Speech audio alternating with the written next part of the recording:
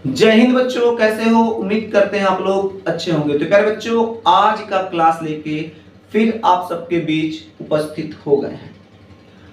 आज की क्लास में हम लोग पढ़ेंगे परागण यानी पॉलिनेशन पढ़ने वाले हैं। महत्वपूर्ण टॉपिक की इस श्रृंखला में आज का हमारा क्लास परागण के लिए होने वाला है। इससे पहले हम आपको बीजांड की संरचना और पुष्प की संरचना पढ़ा चुके हैं। यदि आप लोग बीजांड की संरचना और पुष्प की संरचना पढ़ना चाहते हैं और अभी तक नहीं पढ़े हैं तो चैनल में जाके वहां से आप बीजांड की संरचना और पुष्प की संरचना आसानी से पढ़ सकते हैं। बहुत अच्छे तरीके से पढ़ा दिया गया है। तो चलिए आज का क्लास हम लोग स्टार्ट करते हैं। तो आज के क्लास में हम लोग क्या पढ़ने वाले हैं जी? आज के क्लास में पढ़ने वाले हम लोग परागण, पॉलिनेशन पढ़ने वाले हैं। अब कहोगे सर परागण क्या होता है? पुष्प का जो पुष्प होता है उसमें एक भाग होता है नर भाग और एक भाग होता है मादा भाग। तो पुष्प का जो नर भाग होता है उसको हम लोग पुंकेसर कहते हैं और पुंकेसर के ऊपरी भाग को कहते हैं परागकोश और परागकोश में होता है परागकण। यही परागकण मादा के वर्तिकाग्र में जब चला जाता है तो इस क्रिया को हम लोग कहते हैं परागण। क्या कहते हैं? परागण। अब कहोगे सर ऐसे तो समझ में नहीं आ रहा। ठीक है, तो हम लोग चित्र की सहायता समझते हैं तो बेहतर समझ में आएगा। आइए चित्र बनाते हैं।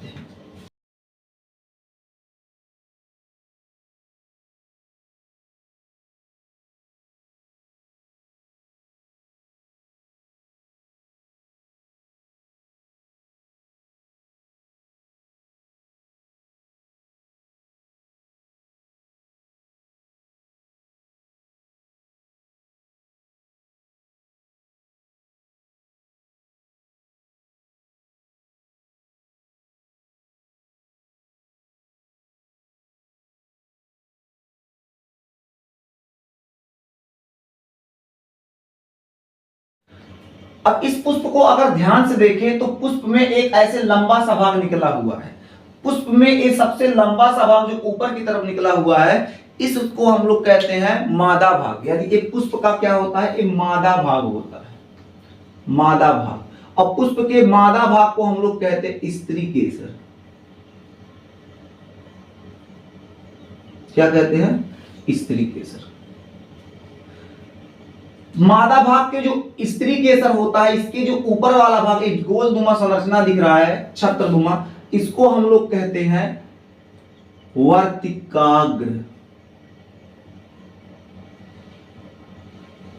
और पुष्प में ये जो साइड साइड सब दिख रहे हैं छोटे छोटे, ये पुष्प का ये नर भाग होता है जिसे हम लोग क्या कहते हैं? पुंकेसर कहते हैं।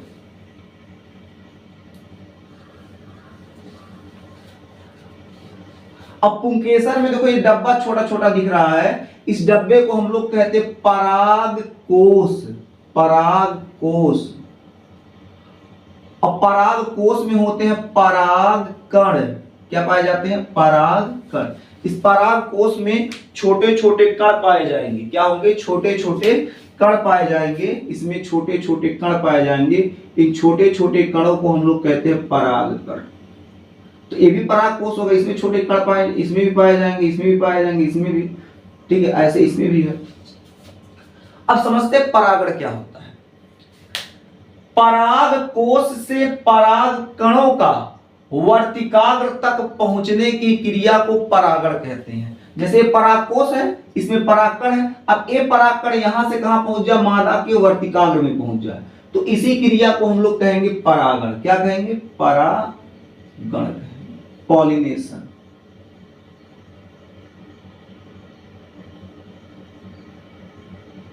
क्या कहेंगे? परागण या पॉलिनेशन कहेंगे। समझ में आ गया? तो अगर आपसे कोई परिभाषा पूछे तो परिभाषा रटने की आवश्यकता नहीं है, परिभाषा यहीं से निकालेंगे। क्या निकालेंगे? पुष्प के परागकोश से पराग कणों का वर्तिकाग्र तक पहुंचने की क्रिया को हम लोग क्या कहते हैं? परागण कहते हैं। देखिए जो पॉलिनेशन यानी परागण होता है ये दो प्रकार का होता है। एक होता है स्वपरागण।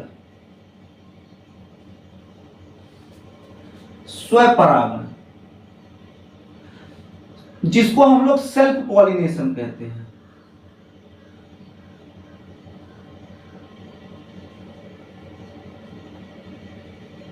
एक होता है पर परागण,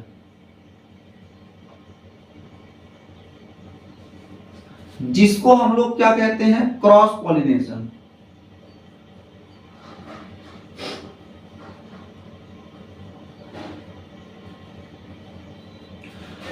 तो परागण कितने प्रकार के होते हैं, दो प्रकार के। एक होता है स्वपरागण एंड सेल्फ पॉलिनेशन, एक होता है पर परागण जिसको हम लोग कहते हैं क्रॉस पॉलिनेशन। आप कहोगे सर सेल्फ पॉलिनेशन क्या होता है, क्रॉस पॉलिनेशन? अभी तो सिर्फ आप परागण बताए हैं। बिल्कुल घबराइए ना, बता देते हैं। इससे पहले हम लोग एक और चित्र बना लेते हैं यहाँ नीचे, ताकि हम आपको दोनों अच्छे तरीके से समझा सकें।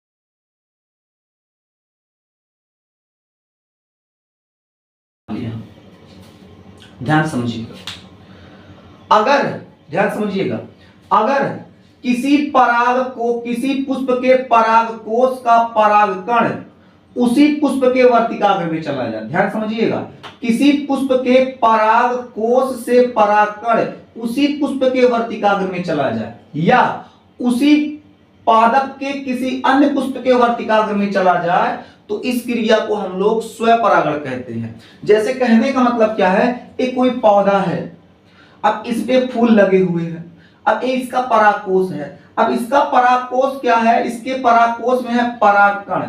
अब ये परागकण इसी फूल के वर्तिकाग्र में चला जाए, या इसका परागकण इसी पेड़ के किसी अन्य, इसी पेड़ के किसी अन्य वर्तिकाग्र में चला जाए। जैसे इसका परागकण इसी पेड़ में रह गया, मतलब पेड़ छोड़ के परागकण दूसरे पेड़ में ना जाए, उसी में रहे, उसी पौधे में रहे, तो ऐसी क्रिया को हम लोग कहते हैं स्वपरागण। जैसे इसका देखो, इसका जो परागकण है उसी पुष्प में है, या इसी पादप के किसी अन्य पुष्प में आ गया, लेकिन क्या इसका जो परागकण था इस दूसरे पादप के वर्तिकाग्र में आया? नहीं आया।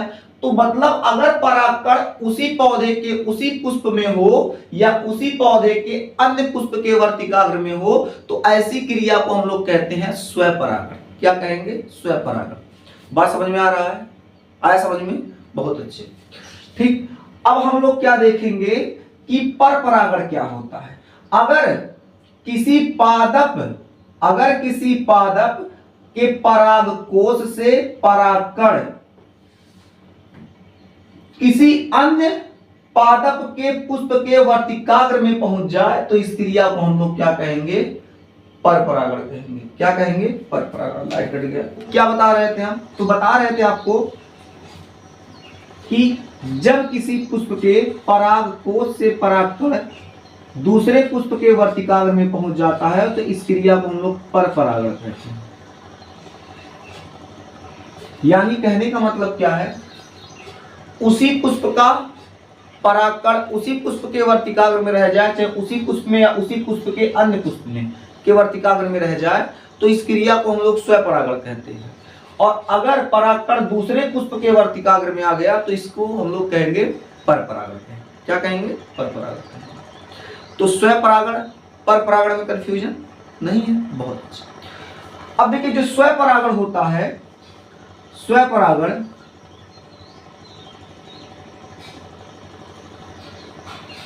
इसके दो भाग होते हैं। स्वपरागण के भी दो भाग होते हैं। जो पहला भाग होता है इसको हम लोग कहते हैं स्वयुग्मन, और जो इसका दूसरा भाग होता है उसको हम लोग कहते हैं सजात पुष्पी। स्वयुग्मन को हम लोग कहते हैं ऑटोगैमी,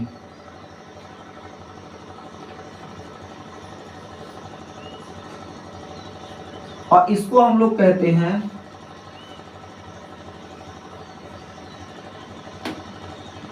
जिटनोगैमी। GEITONO जिटनोगैमी कहते हैं।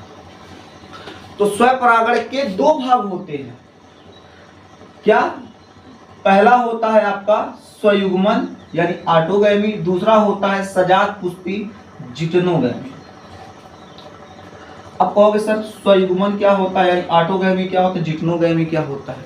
देखिए अगर एक पुष्प का परागकण उसी पुष्प के वर्तिकाग्र में जाए तो ऐसे पुष्प को हम लोग कहेंगे, ऐसे परागण को हम लोग कहेंगे ऑटोगैमी। उसी पुष्प का परागकोश से परागकण उसी पुष्प के वर्तिकाग्र में चला जाए तो इस क्रिया को हम लोग कहेंगे ऑटोगैमी। लेकिन उसी पादप, पादप वही हो, लेकिन उसी पादप के किसी पुष्प का परागकण उसी पादप के उसी पुष्प में नहीं दूसरे पुष्प में, देखो इसका इसमें आ रहा है, दूसरे पुष्प में चला जाता है तो इस क्रिया को हम लोग कहते हैं जिटनोगैमी। क्या कहते हैं, जिटनोगैमी। तो स्वपरागण क्या होता है, दो होते हैं, स्वपरागण के दो भाग होते हैं, एक होता है ऑटोगैमी, दूसरा होता है जिटनोगैमी।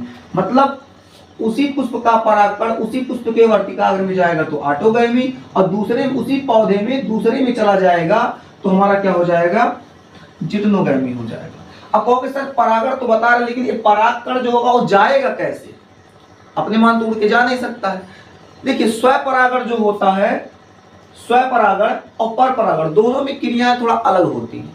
जो स्वपरागण जो होता है, स्वपरागण किस में होगा, जो पुष्प द्विलिंगी यानी उभयलिंगी होंगे उसमें स्वपरागण क्रिया होती है। उभयलिंगी के मतलब नर मादा, जो नर भाग है मादा भाग है दोनों एक ही में पाए जाए, एक ही पुष्प में पाए जाए। तो अगर एक ही पुष्प में पाए जाएंगे तो ऐसे पुष्प को द्विलिंगी कहते हैं यानी उभयलिंगी। और ऐसे पुष्प जिसमें नर भाग हो चाहे सिर्फ मादा भाग हो, दोनों में से केवल एक ही भाग हो, तो ऐसे पुष्प को कहते हैं एकलिंगी। देखिए जो आपका परपरागण क्रिया होता है, परपरागण एक लिंगी में होता है, और जो आपका स्वपरागण की क्रिया होती है ये द्विलिंगी में होती है, द्विलिंगी में होती है। स्वपरागण की क्रिया द्विलिंगी में होती है और परपरागण की क्रिया एक लिंगी में होता है। अब स्वपरागण क्रिया कैसे द्विलिंगी में होती है, जब ये क्या होता है पराग कोश में परागकण जब परिपक्व हो जाते हैं तो ये ऐंठ जाते हैं, थोड़ा सा इसे ऐंठ जाएंगे, ऐंठेंगे जब एक तो क्या होगा, एक इसमें क्या होता है टच हो जाता है, छुआ जाता है। तो जब छुआ जाएगा तो इसका परागकण इसमें टच हो जाएगा, इसमें प्रवेश कर जाएगा, तो क्या होगा, इस क्रिया परागण हो जाएगी। या परागण के लिए क्या होता है, पर परागण में कैसे होता है, एक लिंगी में। एक लिंगी में एक होता है कि कुछ जंतु कुछ जीव कुछ कारक कराते हैं। अब कारक कौन होते हैं, कारक, कारक जैसे कुछ जीव हो सकते हैं जिसको हम लोग जंतु कह सकते हैं, कुछ जंतु जल द्वारा हो सकता है, वायु द्वारा हो सकता है, कीट द्वारा हो सकता है।